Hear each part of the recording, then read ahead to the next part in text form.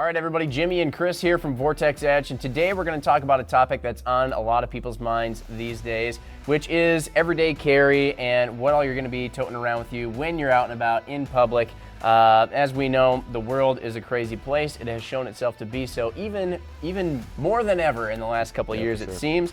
And so everybody's wanting to know either what they can get away with, what's absolutely necessary, some of the who, what, where, when, whys around some of the items that people are carrying. Like yourself, Chris, being an instructor and being around firearms and your military law enforcement experience, you've had to carry a lot in your days. So I think you've had plenty of opportunity to pare down your kit and then also find some new things that maybe you hadn't thought of before that are really working for you in your everyday carry kind of situation. So you're pretty much just going to walk us through and show everybody what you're working with and hopefully give some people some new ideas. Yeah, so like Jimmy said, I come from a place where I really didn't worry about like weight when it came to what I got to carry. So I just carried what I felt I needed. That being said, a lot of things that I get asked about, are how big a gun can I get away with carrying? And really, it's up to you. And just as the perfect example, I'm carrying a full-size Glock 34 appendix right now. Which is like, for those not familiar with the Glock nomenclature and the numbers and all that, it's pretty ridiculous. It's a big gun. So I'll show you guys. I mean, I'm getting away with this here, right? But the same holster that I'm running can go all the way from to a 17 and then down to a 19 length slide, and I'm good to go. Now, do I carry the Glock 34 every day? No, not a chance. I typically run this Glock 45 every day. 19 length slide and a full-size frame, and that's kind of what I run every day. Mm-hmm. Yeah, and it's, when you're wearing that, it's not that hard to conceal. No. Like a lot of times people think they have to get the smallest gun possible, like the most micro, almost credit card size gun that they can get in order to conceal.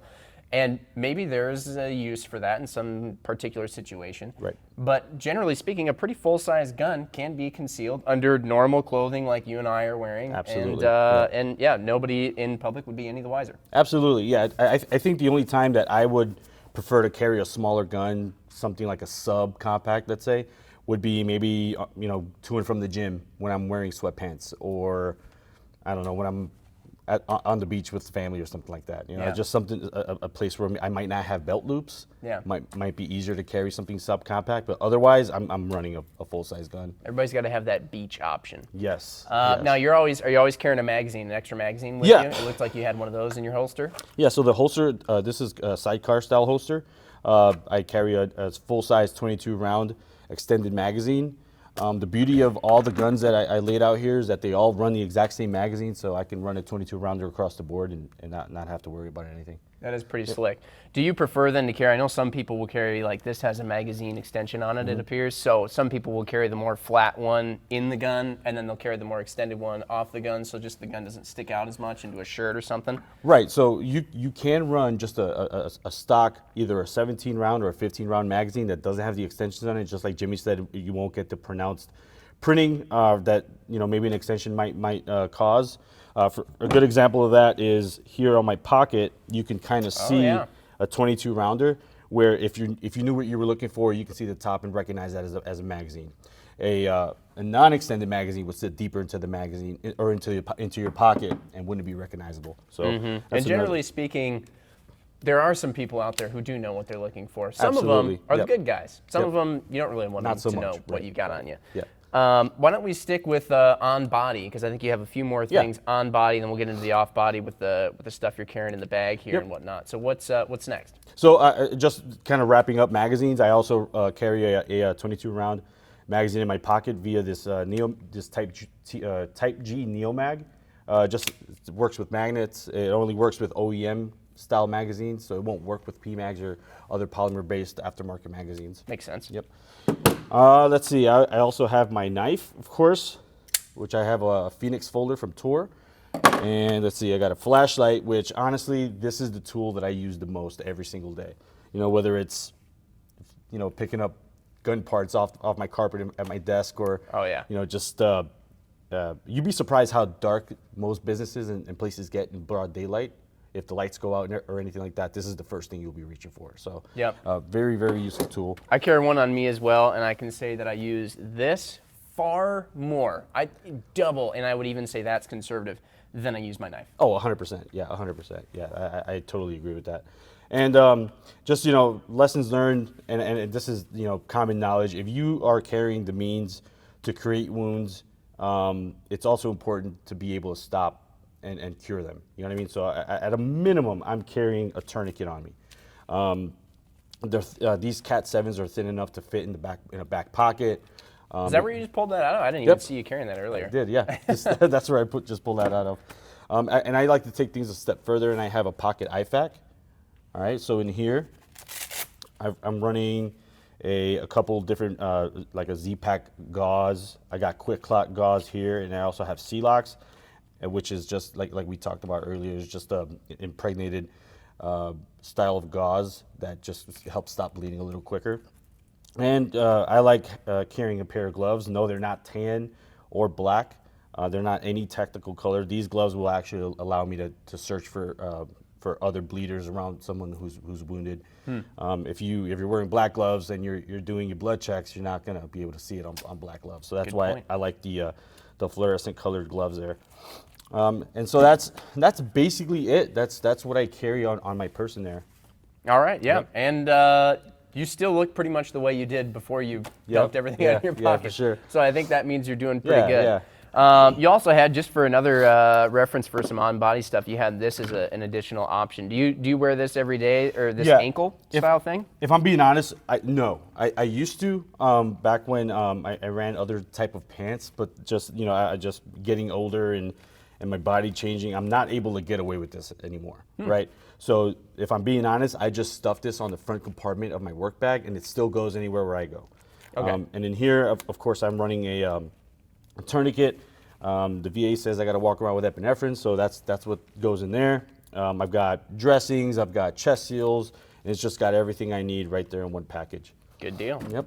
All right, so how about the off-body stuff? Okay. Is that what you want to get into next? Does that make sense? Yeah. So here soon, I'm going to have to worry about how I carry diapers from point A to point B. So that's another opportunity, maybe just supplement what I carry on my body.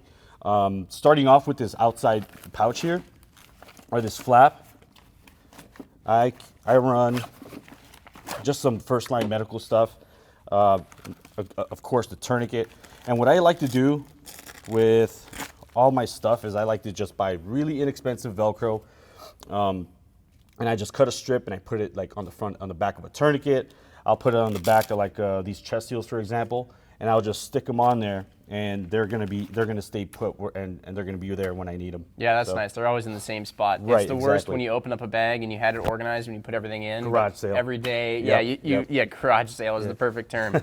Yeah. You got plenty of tourniquets on you here. I know, like, it's not a bad thing to, if you can, carry more than one.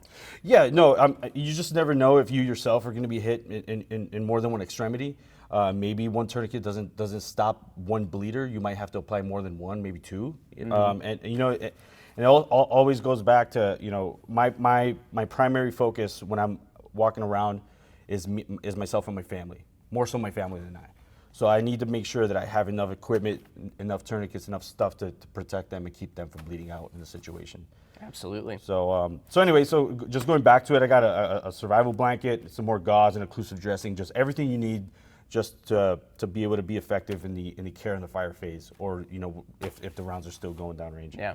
Let me ask you this real quick, Chris. So you have a lot of these sort of medical supplies just in case something bad happened. Obviously, hopefully nothing like that ever did happen. Right. But I also would have to go out on a limb and say you also know how to use them. Yes. It's not enough Yeah. to just buy them and just have them on you and expect that somehow your brain will magically just figure it out when you're in Right. this, some terrible situation. How did you go about learning to use these properly, and how might somebody out there who wants to carry this sort of thing but doesn't know how to use it, how might they learn how to use it properly? So I mean, it's the same concept, right? You're not going to go to the local sporting goods store, buy a football, and suddenly be a starting quarterback in the NFL, right? Sorry, guys. Yeah, sorry to disappoint you guys. Didn't mean to break the news to you. But. You have to be able to know how to use this stuff. It's not enough to just add it to your cart, check out, and then magically know how to use it when you need it. I recommend at least finding someone reputable that teaches a Stop the Bleed class. It's something that I believe in heavily. All that teaches you to do is just stop bleeding. Number one cause that people die from in an active shooter situation are either massive hemorrhage, and a stop the bleed class will just teach you to manage hemorrhaging. And just seek training, just any opportunity you can. There's plenty of YouTube videos out there, but I recommend getting in with someone like a North American Rescue who we have a good relationship with, and just taking a solid course and learning how to use all this stuff. You'll get actual hands-on practical application with all of this equipment. Cool. Yeah. All right, so that's your front pocket. Yep. How about your other ones? You got a few more in here. Yeah, so this is actually where I would actually store like applesauce and diapers and stuff like that. Just this is the daddy go compartment. fish, right? Yeah, but I mean, just some things I carry in here. Extra lights or extra batteries for the flashlight. Another one of those stick-on tourniquets. Maybe another dose of epinephrine, a backup flashlight. Gotta have one of those. Yeah, you never know. And plus, these guys are something that I can maybe just toss to my wife or toss to one of the kids and say, hey, keep it on, just so I know where you are. Just things like that. It's nice, too, if you have a bag, you can carry a bit bigger flashlight as a backup absolutely. as well. Yeah. Sometimes the little guys, they just don't put out enough light. Yep. There's plenty of companies out there that make kind of these pre-packaged first aid kits. I'm a big proponent on once I get this, on ripping it open and doing this kind of style of carry with it. But as a backup, I might keep it together like this, just so everything's in one compact kind of place. And of course, I put the Velcro on there just so it stays put inside my bag. Cool. Yep. And just moving further,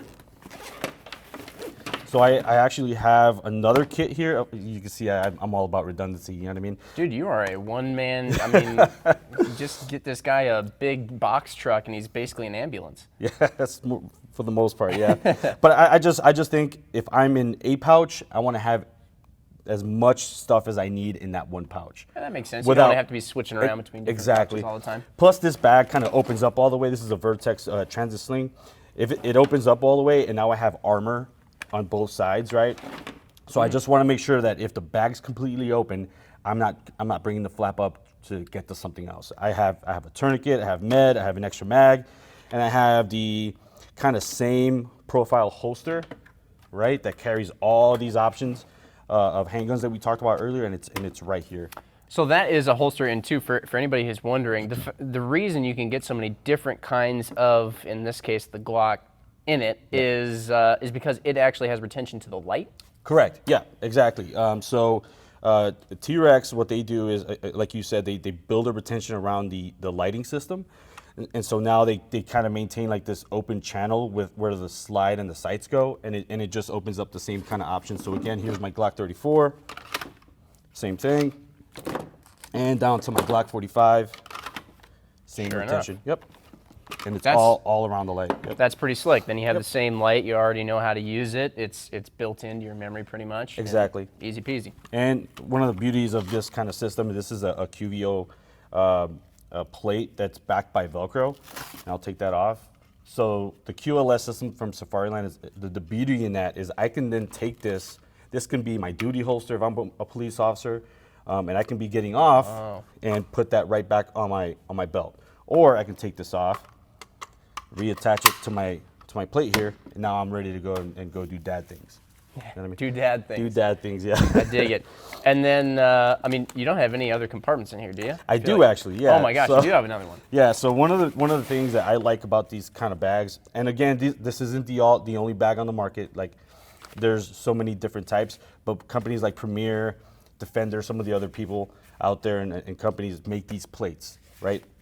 Now this plate, if you look on here, is a 3A plate, so it'll stop most anything, right? Really? So I've got this guy on the top flap there. This will stop most anything. Yep. I gotta be honest, Chris, I think you have far more experience with these sorts of things than I do. It's pretty baffling to think that something this thin can be as protective as it is. Yeah, no, I would absolutely trust these two plates. You know, if I ever got in a situation where I can just strap this on one of my kids, make them really small, and just put this bag on them, I have full confidence that it'll stop any kind of handgun round and maybe even some rifle rounds. Wow. Yeah. Pretty cool. Yeah. And then also talking about the bag too, I mean, we'll kind of go back to the outside real quick. Yeah. I think something that a lot of us do when we're enthusiasts, because we just can't help ourselves. We love the culture that we're in, the firearms community, all that stuff. We want to get everything and have it be all branded up with our favorite brands. But it makes sense in an everyday carry type bag to sort of withhold some of that excitement and try to go with something a little bit more muted, because when you're walking around with stuff with patches all over it and it says like, you know, I like guns and all that stuff, of course you do. But again, when we go back to, there are people out there who will know what to look for, and really they don't even have to know what to look for. If they just see that, they're like, well, that's probably, I know what that is. Yeah, I know I'm what's gonna in smoke that guy first and take all his stuff. No, exactly. I like even my cars. Like I don't do stickers. I don't do decals. I don't do patches. Just I want to bring as little attention to myself as I can. Again, my goal in a situation where I may be with my family may not be so much as being the hero. It might be just getting my family out of there, right? Yeah. So I want to do as little as possible to bring attention to myself and my family. That's my biggest goal. Right on. Yep. You've got your mission set. You know what it is, and that's what you're sticking to. Right. It's good to have that going out. It's honestly probably one of the most important things before you even start buying all this gear. Absolutely. To figure out what your mission really is. Yeah. So. Yeah, that's such a good point. You know, you don't want to just start adding stuff to your cart just because, you know, so-and-so on Instagram has it or told me to do it. Identify what you want to accomplish in situations like that, and that's what you want to build your gear around. Absolutely. Cool. Well, have you successfully shown everything? There's a lot of stuff on the old cart here right now. Your favorite cart here at Vortex Edge. Yeah, the cart. Yeah. No, right. that's it. That's it. Yeah. Good deal. Yeah. Well, there you have it, everybody. This is Chris's loadout, and certainly maybe it makes sense, or some of the similar stuff makes sense for you, or you might have your own loadout. We actually love to hear about it. Why don't you comment below what you're carrying around, and let us know. Maybe there's some tips and tricks or other things like that that everybody else watching and in the comment section would be interested to learn. But if you have any questions for Chris or the folks here at Edge, our instructors, definitely also drop those in the comments below. If you like the video, as usual, just give us a like and also subscribe. A lot of people end up watching the videos and they don't subscribe. You should do that. We would really appreciate it, because we're going to have tons more videos like this coming for you guys. So yeah, we will catch you on the next one though. Thanks for watching, everybody. Bye.